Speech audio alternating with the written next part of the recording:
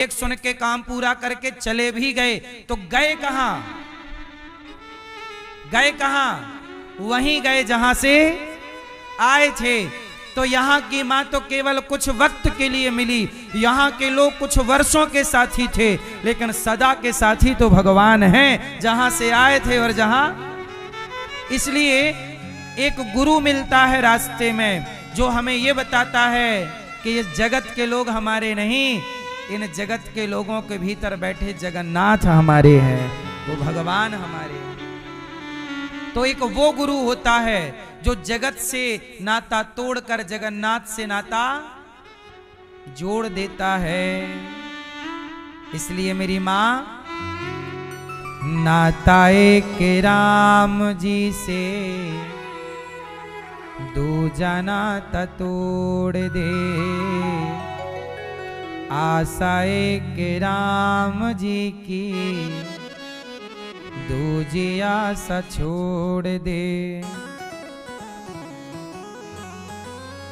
इसलिए तो कहते हैं इस संसार का सब कुछ यहीं, हाँ सब यहीं पड़ा रह जाएगा, हरि राम नाम संग जाएगा। ये संसार में जो कुछ मिला है वो कहां तक का साथी है? बोलो मेरी माँ, वो सब कहां तक का साथी है? यहीं तक का, सब यहीं पड़ा रह जाएगा, सब यहीं पड़ा रह जाएगा, हरि राम नाम संग जाएगा।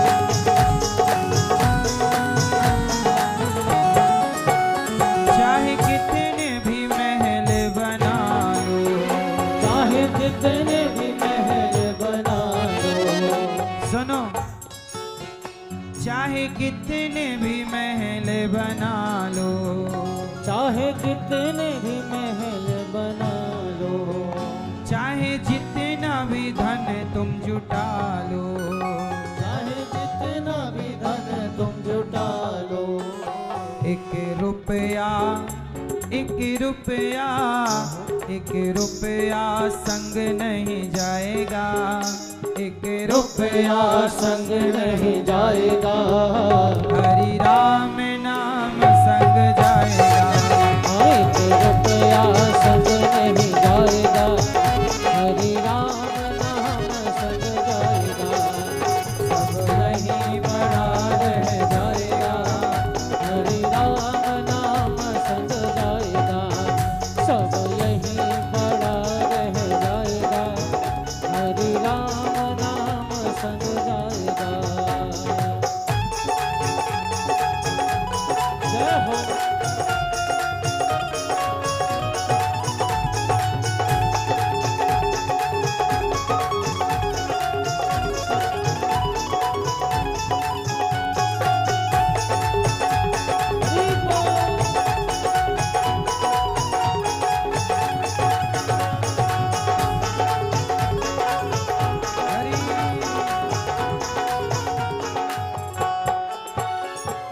कितनी भी काया सजा लो, चाहे कितनी भी काया सजा लो, चाहे कितने भी इत्र लगा लो, चाहे कितने भी इत्र लगा लो, सब मिट्टी में मिल जाएगा, सब मिट्टी में मिल जाएगा। हरि राम नाम संग जाएगा, सब यही बड़ा रह जाएगा, हरि राम नाम संग जाएगा। सब यही बड़ा रह जाएगा, हरि राम नाम संग जाएगा।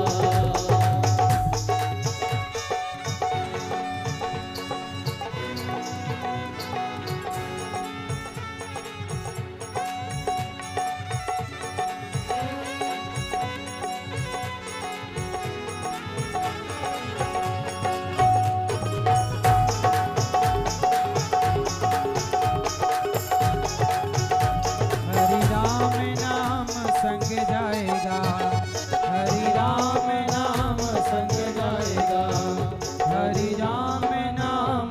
संग जाएगा। तो हम धरती पे आने से पहले कहीं थे, यहाँ आए, यहाँ से फिर जाएंगे। इसका मतलब है हमारे असली साथी कौन? भगवान है। इसलिए भगवान से एक नाता जोड़ करके रखिएगा। तो गुरु पद पंकज, गुरु कौन है? तो गुरु वो है जो जगत से निकाल कर जगन्नाथ तक पहुंचाए, अर्थात प्रभु तक पहुंचाए। इसलिए गुरु की जरूरत, लोग कहते हैं ना गुरु की जरूरत क्या है? भाई ये बताओ कि गाय खूंटे से बंधी है, जब कोई खोलेगा तभी तो खुलेगी, बोलो हाँ। ऐसे ही हम संसार में बंधे हुए प्राणी हैं, पर कोई भगवान किसी गुरु के द्वारा, किसी गुरु के माध्यम से हमें संसार से खोलकर, संसार के खूंटे से खोलकर भगवान के चरणों के खूंटे में बांध देते हैं कि अब तुम जगत के नहीं हो, अब तुम जगन्नाथ के हो। अब मैं किसकी?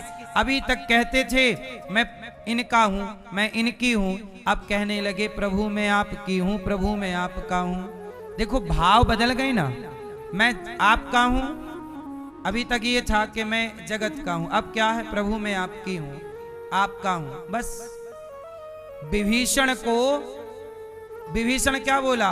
रावण मैं आपका हूं, छोटा भाई हूं। जब तक विभीषण ने अपने को रावण का बनाया, रावण ने दिया एक लात, ले मेरा बन रहा, ले। विभीषण ने रावण का बना दिया, मैं आपका हूं, आप मेरे बड़े भैया हो। रावण ने एक लात दिया। अब विभीषण समझ गए कि भाई का तो बन के देख लिया, अब प्रभु का बन के और देख लूं। तो जब भगवान के बनने के लिए गए तो प्रभु ने गले से लगाकर, जो संपत्ति शिव राव नहीं, दीन दिए दसमाथ, सोई संपत्ति विभीषण नहीं, सकुच दीन रघुनाथ। भगवान ने विभीषण को जब शरण में आए तो भगवान ने विभीषण को लंका का राजा बना करके बिठा दिया। जगत के बने तो लातें मिली और भगवान के बने तो राज्य मिला, बोलो हाँ। इसलिए तो कहा मैं सबका होकर देख चुका, अब तेरा होना बाकी है। रोया मैं बहुत जग के आगे, तेरे आगे रोना बाकी है। सबके आगे रोइए, लोग आपके रोने का मजाक उड़ाएंगे। देखो बड़ा ऐसे कर रहे, जब बड़ा कष्ट आया, जब आप रोते हैं ना तो कुछ लोगों को बड़ी तसल्ली मिलती है। लेकिन यदि आपके आंसू से कोई दुखी है तो केवल भगवान के मेरा भक्त रो रहा।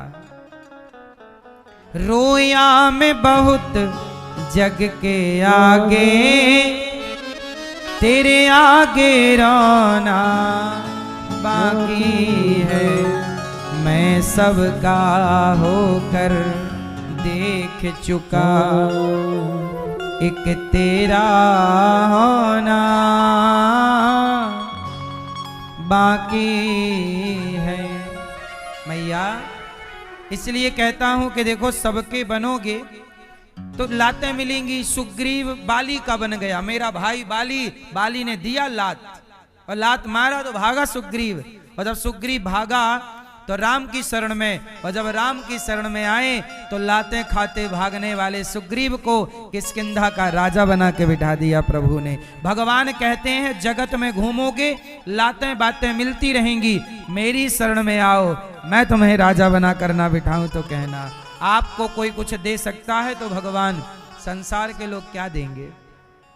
इसलिए बनना ही है तो किसी के क्यों बन रहे हो, भगवान के बनो। मैं किसकी हूं, भगवान की। मैं किसका हूं, हे नाथ मैं आपका हूं। सौंप दो, अब सौंप दिया इस जीवन का सब भार तुम्हारे हाथों में।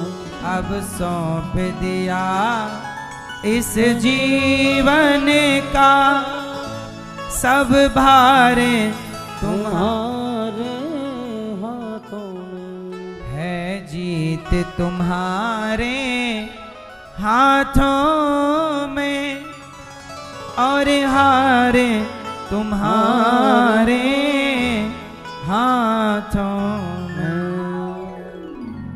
सौंप दो मैया। आप किसकी हो, हैं? आप हैं तो भगवान के, लेकिन कई बार संसार में ऐसा कहना पड़ता है हम आपकी हैं, आपकी हैं, आपकी नहीं। हाँ भैया आप किसके हो, ओ पंचायती आप किसके हो, सही। भैया जी झूठ मत बोलो, प्रभु के पास जाना है। शादी हो गई, पत्नी की नहीं हो, पत्नी की नहीं हो। लो कहाँ गई पत्नी आपकी, देखो कह रहे हैं आपके नहीं है, तो किसके हो गए। लड़ाई ना कर लेना घर जाके ऐसे में। पत्नी कहेगी अब बोल किसका है बता।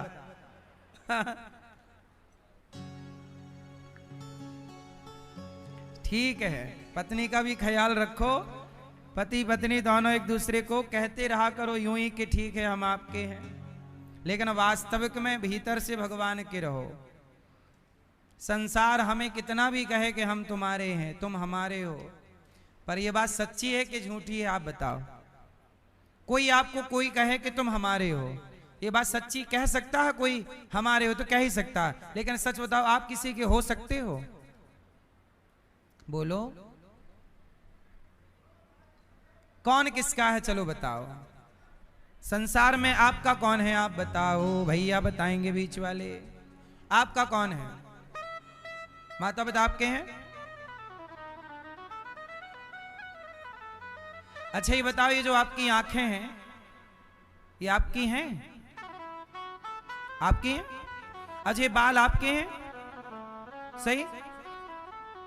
यदि बाल आपके हैं तो बाल सफेद पड़ रहे हैं, आपके थे तो रोका क्यों नहीं सफेद होने से। आंखें आपकी थी तो एक टाइम बाद आंखों में कम दिखने लग जाता है, रोक लेना था सामने वालों के, भाई आंखें तो मेरी हैं, कम क्यों देख रही हो। शरीर आपका है, शरीर आपका है, तो कौन चाहता है कि हम बुढ़े हो जाएं, पर आप ना चाहते हुए भी बुढ़ापे की ओर हो के नहीं। इसका मतलब यह हुआ कि शरीर भी आपका है। बाहर से तो ऐसी लगता है कि सब मेरा है, लेकिन बहुत गहराई से जब देखोगे तब पता लगेगा कि ये शरीर भी आपका नहीं है, ये आंखें आपकी नहीं है। आपकी थी तो फिर लोगों को, कुछ लोगों को दिखता नहीं है, रोक लेना था ना भाई, तुम्हारी आंखें थी, रोका क्यों नहीं अंधा होने से। अपने आप को रोका क्यों नहीं आपने अपने आप को बूढ़ा होने से? रोका क्यों नहीं आपने अपने घुटनों को दर्द आने से? दर्द आ गया शरीर में, कमर में, यहां आपका था तो रोक लेते ना कि भाई साहब मेरा है, मैं बुढ़ा क्यों हूं? इसका मतलब एक तरफ से तो आप ये ठीक कह रहे हैं, व्यवहार में ऐसे ही कहा जाता है, ये आंख मेरी है, माँ बाप मेरे हैं, बेटा मेरा है, पत्नी, ऐसे ही बोला जाता है। लेकिन वास्तविकता में ये सत्य नहीं है। सत्य ये है कि शरीर भी आपका नहीं है। ये बात सही है कि गलत है? जब शरीर आपका नहीं है तो शरीर से संबंध रखने वाले लोग आपके कैसे होंगे? कहते ही रहते हैं हम लोग कि ये मेरा है, ये मेरा, ये सब बातें हैं, बातें हैं, बातों का क्या। हाँ, कसमें वादे प्यार वफा सब बातें हैं, बातों का क्या। कोई किसी का नहीं ये झूठे, कोई किसी का नहीं ये झूठे, नाते हैं नातों का क्या। कसमें वादे प्यार वफा सब बातें हैं, बातों का क्या। ये सब बातें हैं कि ये मेरा है, ये मेरा, इनका क्या मतलब है? ये अज्ञान की बातें हैं, ये बातें अज्ञान की हैं। ज्ञान की बात तो ये है कि शरीर भी मेरा नहीं है। फिर कौन मेरा है? इसलिए मीराबाई से पूछा गया कि कौन है तुम्हारे, तो मीरा ने कहा कि गो करे कैद तुझे जाना पड़ेगा, काया कुटी घर खाली करना पड़ेगा। ये शरीर जो है किसका है? किसका? जोर से मैया, किसका? किराए का। इसलिए किराए के शरीर से मोहब्बत नहीं। ये संसार के लोग ये सब यात्री हैं। यहाँ कोई अपना नहीं है, एक भगवान के सिवा। इसलिए जगत में रहो, भीड़ में रहो, पर ये भीड़ में रहते हुए भी इस भीड़ को अपना ना समझ लेना कि ये भीड़ मेरी है। बताओ भीड़ किसकी है? आंसर दो, भीड़ किसकी है? क्या भीड़ राम की हो सकी? आंसर। क्या भीड़ श्री कृष्ण की हो सकी?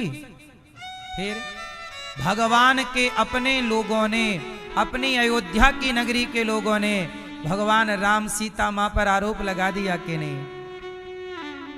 अपने लोगों ने भगवान कृष्ण को गालियां दी कि नहीं? शिशुपाल जैसे लोगों ने। फिर आप किसे अपना कहोगे? इसलिए आप केवल भगवान को अपना कहो, संसार के साथ बेहतर व्यवहार करते चलो। तो तीसरी भक्ति क्या है? गुरु पद पंकज सेवा। गुरु की बात मानिए और जगत को अपना नहीं, जगन्नाथ को अपना मानिए। गुरु यही तो बताता है कि तुम कौन हो, तुम्हारा क्या है। तो गुरु की सेवा करना, सेवा तीसरी भक्ति है। किसकी सेवा भैया? माँ की सेवा, पिता की सेवा, गुरु की सेवा, गाय की सेवा, कुत्ते की सेवा, चींटी की सेवा, हाथी की सेवा, हर जीव की सेवा जो आप कर सकते हैं कीजिए। सेवा कौन सी भक्ति है? कौन सी भक्ति है?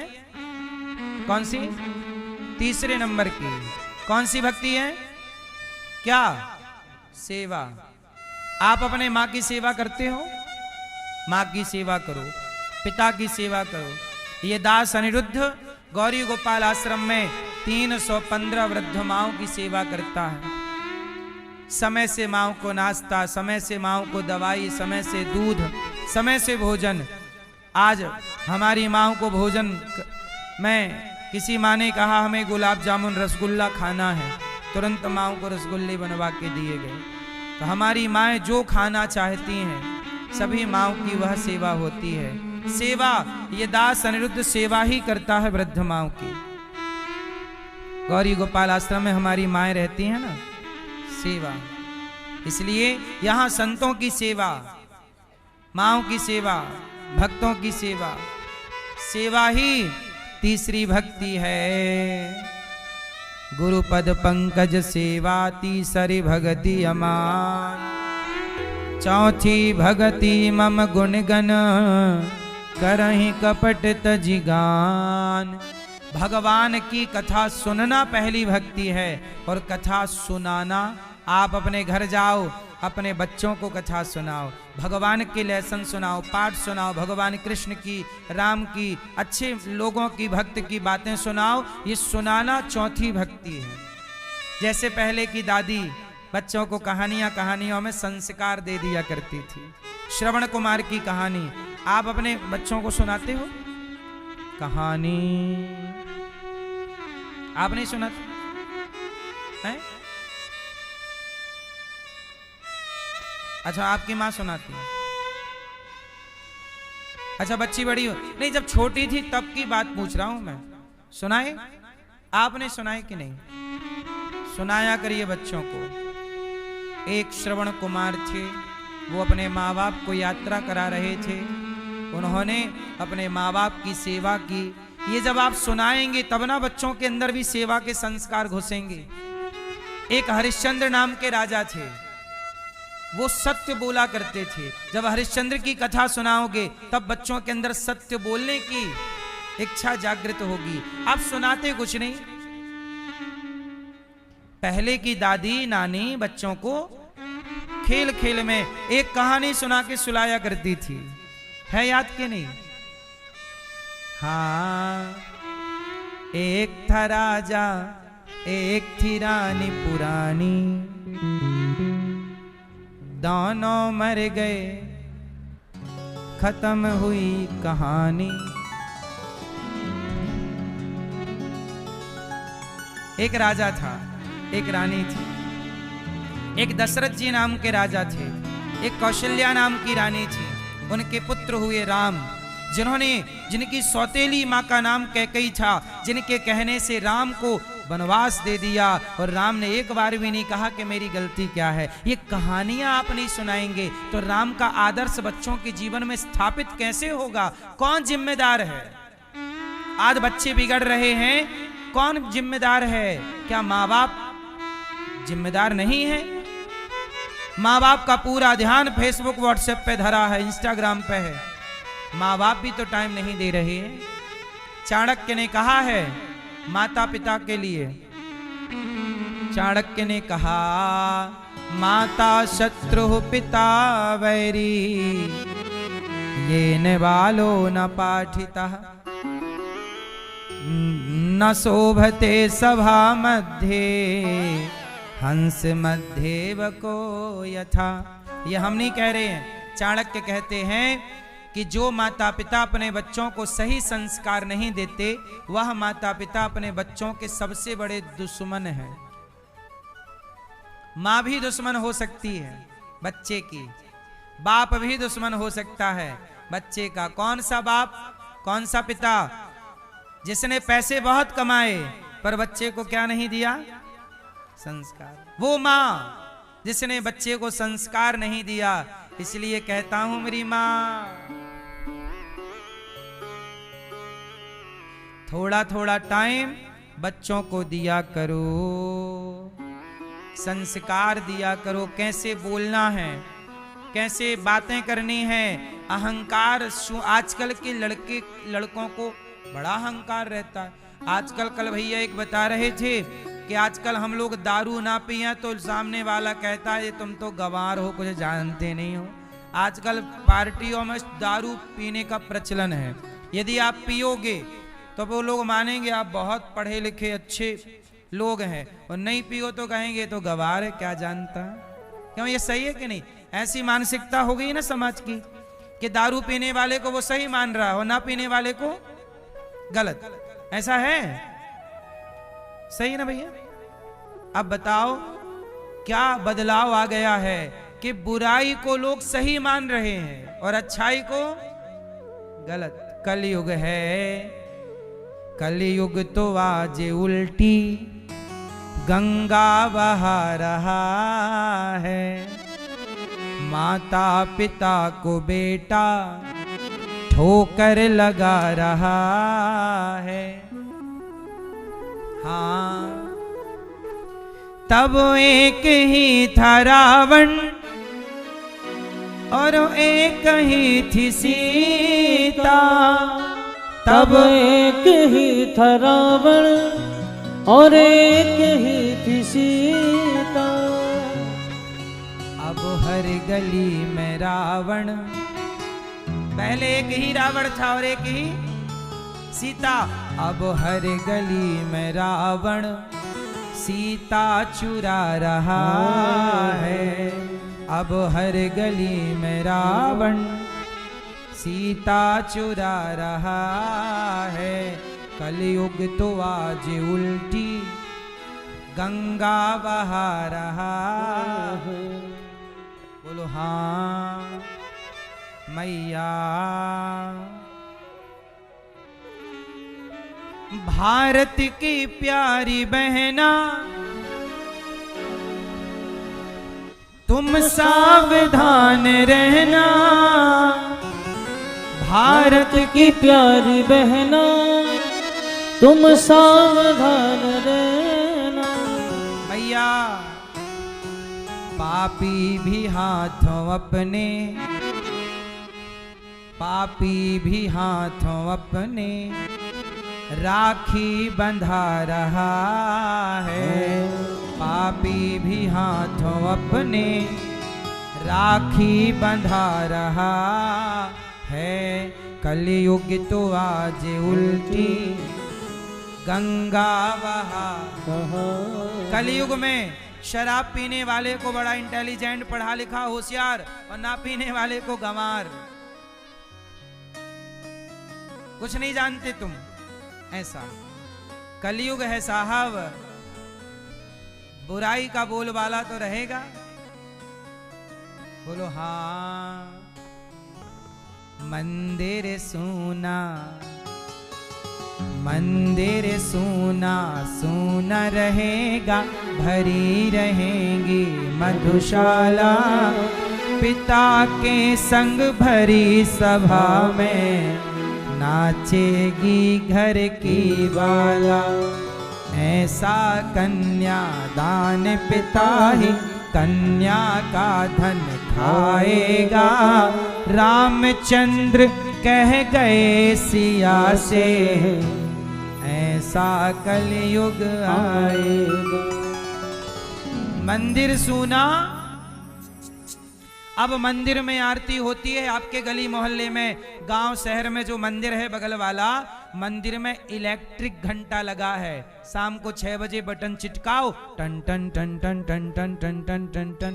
क्यों? क्योंकि अब कोई घंटा बजाने वाला भी मंदिर में नहीं जा रहा है। मंदिर सूना सूना रहेगा। मंदिर क्या रहेगा? सूना। और भीड़ कहाँ रहेगी? भरी रहेंगी मधुशाला। मधुशाला मतलब क्लब, शराब की दुकानें, खूब शराब की दुकानों में भीड़ है, पर मंदिर में कोई घंटा बजाने वाला भी। हाँ, कलयुग है। सही है मेरी माँ? सही है ये बात? हम सही बोल रहे हैं गलत बोल रहे हैं? मंदिर में भीड़, मंदिर में घंटा बजाने वाले भीड़। इलेक्ट्रिक घंटों की जरूरत क्यों पड़ी? यदि कोई 1-2 व्यक्ति भी जाते रहते तो इलेक्ट्रिक घंटे की जरूरत ना पड़ती। नेचुरल वाला घंटा उठाओ, आरती के टाइम बजा लो। 2-4 लोग हैं तो बज जाएगा, पर कोई नहीं तो घंटा तो है। इसलिए जमाना बदल रहा है। आप ना बदल जाना ऐसे जमाने में। ऐसा बदलाव नहीं चाहिए कि हमारे अंदर अच्छाई खोकर हम बुराई कमा लें। नहीं साहब, यदि बुराई को बढ़ाना ही बदलाव कहते हो तो हमें ऐसा बदलाव नहीं चाहिए। हम ठीक हैं, अच्छाइयों के साथ, अच्छाइयों के साथ रहो, क्योंकि ये बुराई तो बढ़ ही रही है। तो आप शराब तो नहीं पीते भैया? आप पीते हो थोड़ी सी? आप भैया आप नहीं पीते? भैया नहीं पीते, देखो आप काहे पी लेते हो? हैं? हाँ भैया आप पीते हो दारू? नहीं भैया आप नहीं पीती हो? खाओ मां कसम नहीं पीती हो?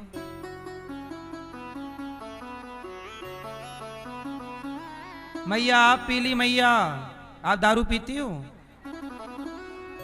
नहीं? मैंने सुना है ना बड़े बड़े शहरों में मैयाएं भी पीने लग गई हैं। सही है? दारू पीना, हमारे सनातन में दारू को पाप की श्रेणी में रखा गया है। किसकी श्रेणी में? पाप। दारू पीना सही है गलत है? भाई आप तो पीते हो, बताओ मैं भी शुरू करूं दारू पीना? बताओ, आप बताओ भाई, सलाह बड़ों से लेना चाहिए। आप तो बड़े हैं, बताओ मैं भी दारू पीना शुरू करूं? नहीं? तो दारू पीना सही है कि गलत है? हाँ आप देखो इतने समझदार हैं फिर भी पीते हैं। इसलिए देखो मैं आपसे छोटा हूं, इसलिए हाथ जोड़ के कह रहा हूं कि आप बड़े ही यदि रास्ता भटक जाओगे तो हम छोटे यदि रास्ता भटक गए तो फिर जिम्मेदार तो आप लोग ही हैं ना। सही है ना भाई? बड़ा रास्ता भटकेगा तब ना हम छोटे बच्चे आपके पीछे पीछे हम लोग चलते रहेंगे। आप ही सही रास्ते पर, हमारे देश के बुजुर्ग बड़े बूढ़े सही रास्ते पर चलेंगे तो हम बच्चे भी पीछे पीछे सही रास्ते पर रहेंगे। और आप ही बिगड़ गए तो फिर हम बिगड़े तो दोष किसका है? बताओ, सच्ची बात बताना। इसके लिए समाज में हमें इसलिए नहीं जीना कि केवल माई लाइफ माई चॉइस, नहीं, हम ऐसा काम ना करें कि हमारे काम से हमारी पीढ़ी बिगड़ जाए। रावण, स्त्रियों के अपहरण बहुत लोगों ने किए हैं, स्त्रियों का अपहरण तो बहुत लोगों ने किए हैं, पर राम ने सबसे ज्यादा दंड रावण को दिया है। रावण ने सीता मां को चुराया, लेकिन रावण के टाइम पर, राम के टाइम पर और भी लोगों ने और किसी की नारी को, कई नारियों को चुराया होगा, किसी ने किसी ने किसी ने किसी ने, पर दंड सबसे ज्यादा किसे मिला? क्यों? क्योंकि रावण बड़ा है, लंका का राजा है, विद्वान है, ब्राह्मण है, पढ़ा लिखा है। यदि तेरे जैसे पढ़े लिखे लोग, तेरे जैसे विद्वान लोग, रावण तेरे जैसा राजा, समझदार राजा यदि ये हरकत करता है तो यदि मैंने तुझे दंड नहीं दिया तो समाज में ये परंपरा बढ़ जाएगी, पाप बढ़ जाएगा। इसलिए वो पाप को जड़ से समाप्त करने के लिए राम जी ने रावण का सर्वनाश किया और समाज को मैसेज दिया कि यदि तुम गलत करोगे तुम्हारा भी यही हाल होगा। इसलिए बड़े को गलत नहीं करना। राम बड़े हैं, इसलिए राम ने वही काम किया है जो समाज के लिए, राम क्या बन गए? आदर्श। राम समाज के क्या बने? आपको भी समाज का आदर्श बनना है। आपको भी समाज में अपने परिवार का आदर्श, कि मेरे दादाजी, मेरे पिताजी ऐसे हैं, देखो आपके बच्चों के आदर्श आप ही हैं, आपके परिवार के आदर्श आप ही। और आप ही यदि भटक गए तो आदर्श मानेगा कौन, किसे मानेगा? इसलिए हर बड़े की जिम्मेदारी है कि आप ऐसा कोई भी काम ना करें जिससे बच्चों के संस्कार बिगड़ने की संभावना हो, बच्चों में गलत प्रभाव पड़े। सही है ना? अब बड़े लोग चौराहों पर बैठ के जुआ खेल रहे हैं, ताश खेल रहे हैं, दादाजी जैसी उम्र के लोग जुआ खेल रहे हैं, ताश खेल रहे हैं। अब जब तुम ताश खेलोगे तो तुम्हें छोटे छोटे बच्चे जब ताश खेलते देखेंगे तो बच्चे सीखेंगे क्या? अरे तुम अच्छी चीज सिखाओ, कोई बढ़िया बातें सिखाओ, तुम अच्छी चीज सिखाओगे बच्चे अच्छा सीखेंगे। तुम बुरा सिखा दोगे तो कल को बच्चा बुरा होगा तो जिम्मेदार आप ही तो कहलाएंगे। सही है कि गलत है? इसलिए हर बड़े बुजुर्ग से मैं हाथ जोड़कर प्रार्थना करता हूं, आप ऐसा कोई भी काम मत कीजिएगा जिससे आने वाली पीढ़ी आपके उस गलत रास्ते पर चल पड़ने के लिए मजबूर हो जाए, क्योंकि वो तो कहेगी कि मेरे बाप दादे ऐसे करते थे। अब जैसे देखो ना, पुराने लोग बकरे की बलि चढ़ाते थे, तो आज उनके बच्चे कह रहे हैं कि हम भी बलि चढ़ाएंगे, क्योंकि हमारे बाप चढ़ाए, दादा चढ़ाए, पूर्वज चढ़ाए, हम भी चढ़ाए। तो वो परंपरा गलत बन गई। उनको खाना था तो वो चढ़ाए, देवी देवताओं का नाम ले लेके मारे, लेकिन अब तो वो क्या बन गई? परंपरा। इसलिए कोई ऐसी गलत परंपरा समाज में ना बन जाए जिस परंपरा से इस देश का नुकसान हो जाए, आपके परिवार का नुकसान हो जाए। गोपियां निर्वस्त्र होके नहा रही थीं यमुना जी में, सारे कपड़े उतार दिए और घुस गई यमुना जी में। भगवान ने देखा कि यार ये तो निर्वस्त्र होके नहा रही हैं, और वो भी पब्लिक प्लेस में। तुरंत भगवान गए और कपड़ा उठा के पेड़ पर चढ़ गए। अब गोपियां नहा के जैसे ही निकली तो कपड़ा नहीं, तुरंत घुस गई पानी में। अब भगवान से कहा, कौन मेरे कपड़े चुराया? अरे सखी देख देख, वो पेड़ पर कपड़े हमारे लटक रहे हैं, वो कौन है वहां पर? कन्हैया ने कहा, कन्हैया ने बांसुरी बजाई। अच्छा, नंद का छोरा है नटखट। ए कन्हैया, चल हमारे कपड़े वापस कर। कन्हैया बोले, मैं नहीं देता कपड़े। क्यों? अच्छा ये बताओ, तुमने सारे कपड़े बाहर रख दिए, कोई दूसरा आता और लेके भाग जाता तो? हाँ ये बात तो सही है। अच्छा, निर्वस्त्र होके नहाना सही है? कपड़े पहन के नहाती, कुछ कपड़े तो शरीर पर डालती, कुछ कपड़े तो शरीर पर रखती। गोपियां बोली, अब गलती हो गई।